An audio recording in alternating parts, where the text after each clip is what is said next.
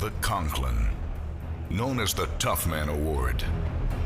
The Conklin may be the most difficult hunting milestone to achieve. Hunters with aspirations of holding the Conklin must push the limits of body and mind and canvass the globe for the most difficult of big game species. They must stand toe-to-toe with dangerous animals, climb into the realm of mountain sheep and goats, challenge frigid Arctic ice, equatorial rains, river torrents, and searing desert heat. The Conklin Award was conceived by a small group of hunters who felt the need to honor the legacy of their friend, Dr. James Conklin, a man who not only enjoyed big game hunting, but a man with a passion for the tough hunts. As great a hunter and conservationist as Dr. Jim was, there wasn't much left other than his Weatherby Award, his record book accomplishments in SCI, and his service record in SCI. We didn't want to see this be the end. Let's create something, and we'll call it the Conklin Award. And it was actually the award that preceded the foundation. The Conklin Award criteria was set to include only the toughest animals.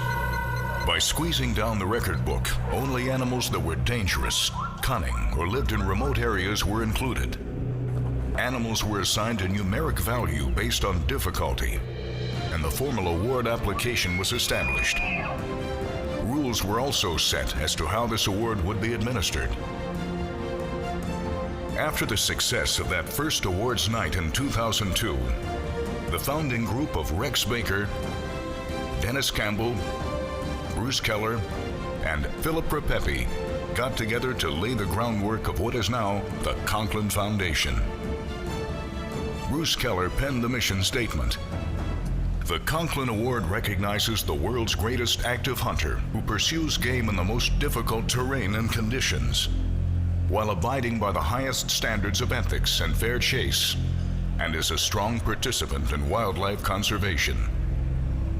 The initial endowment benefactors of the Conklin Foundation include Jerry Brenner, Tom Hammond, Alan Smith, Phil Repepe Sr., Alan Sackman, and Ricardo Longoria. The list of the Conklin Award recipients include the most respected big game hunters in the world, including Donald Cox, Gary Ingersoll, Jesus Urin, Pete Papik, Dr. Bob Spiegel, William Edward Poole, Craig Boddington, Larry Higgins, Tom Hammond, Ken Barr, Pepe Madrazo, Edward Yates, J. Allen Smith, Renee Snyder, Jim Shockey, Alexander Egorov, Jay Link, Alan Sackman, Bela Hidvegi, Sergei Yastrzemski, and the 2023 Conklin Foundation Award recipient, Dr. Bradford Black.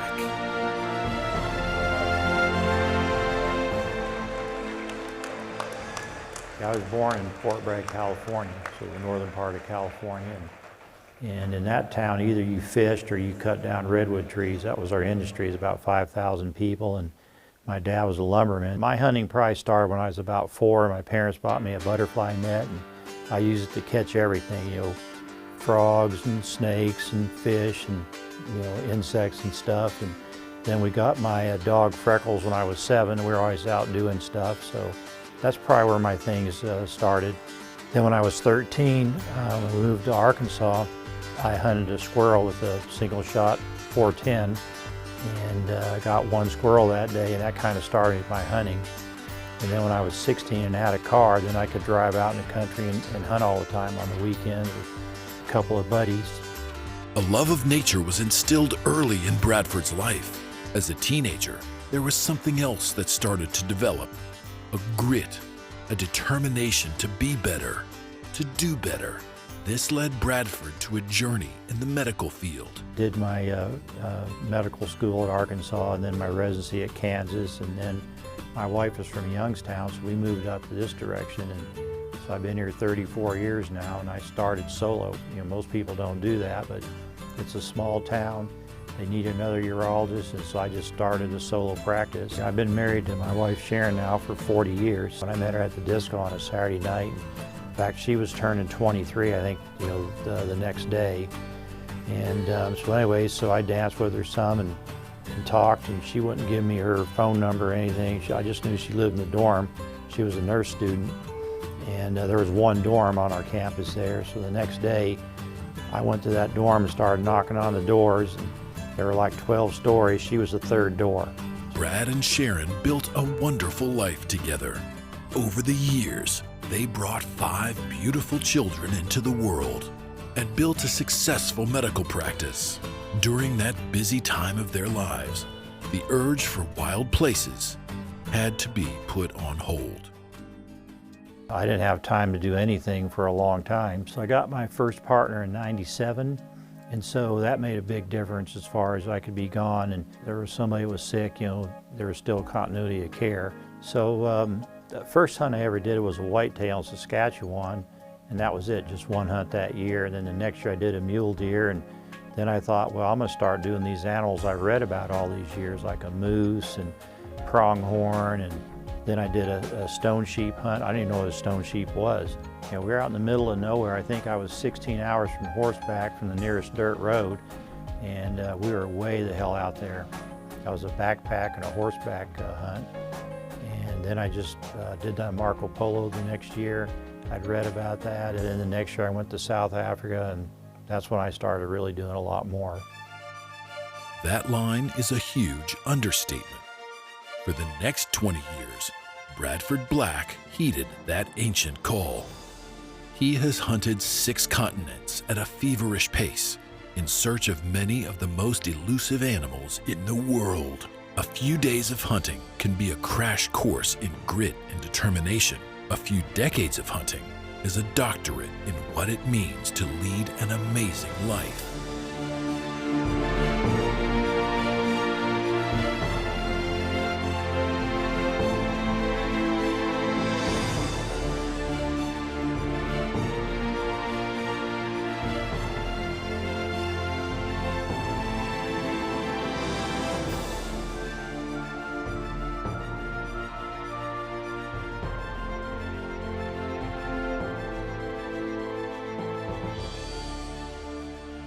Brad's accomplishments in the hunting world are extraordinary.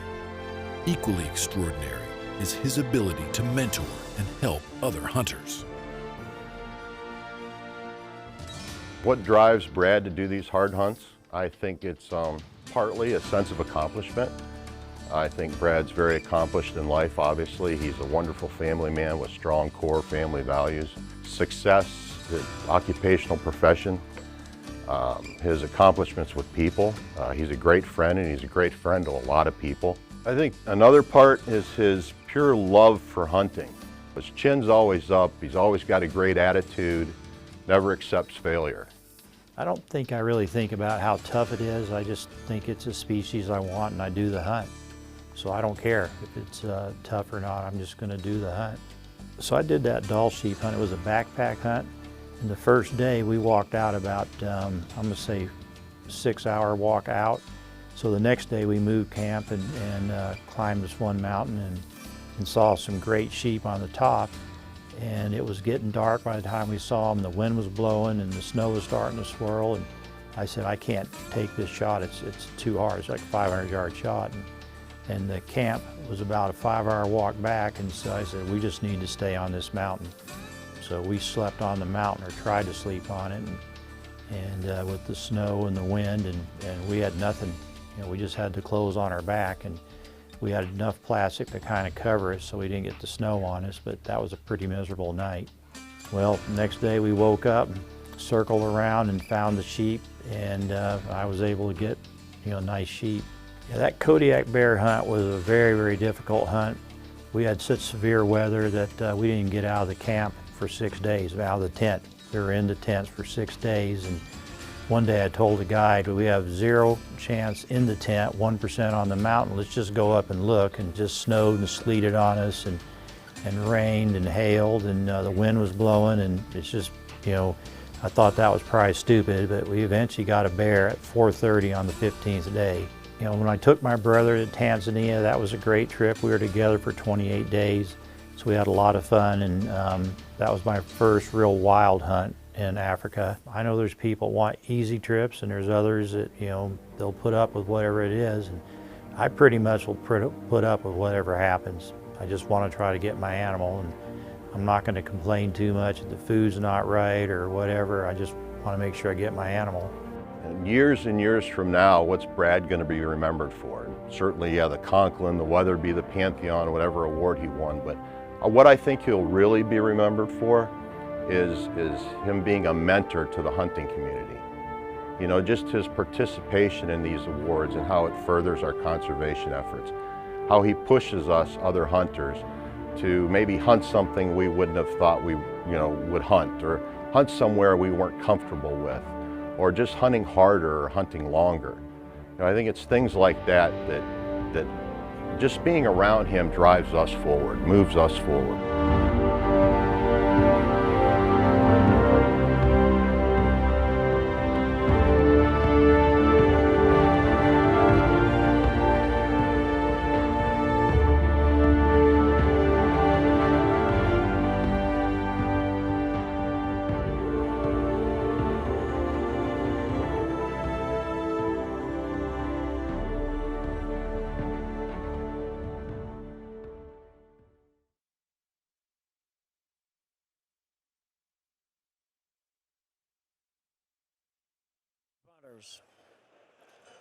What we do, we think is normal.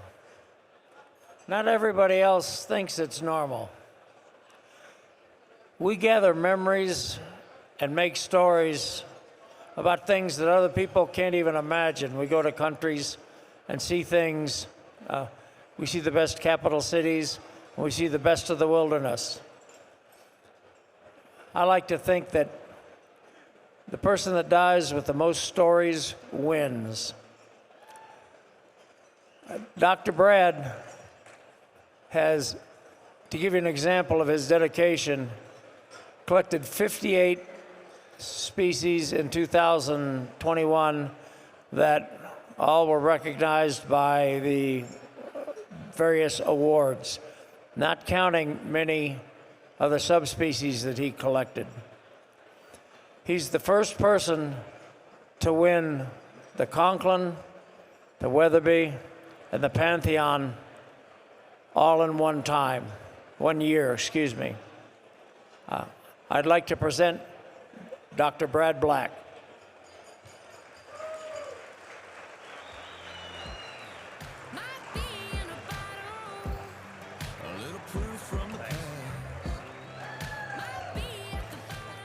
Nothing like watching myself age 60 years in 8 minutes. First, thank you for supporting the Wild Sheep Foundation. I'd like to thank the Conklin Board for selecting me for this award. I've had an amazing 25 years of hunting the world. I'd also like to thank my wife for supporting me. Thank you.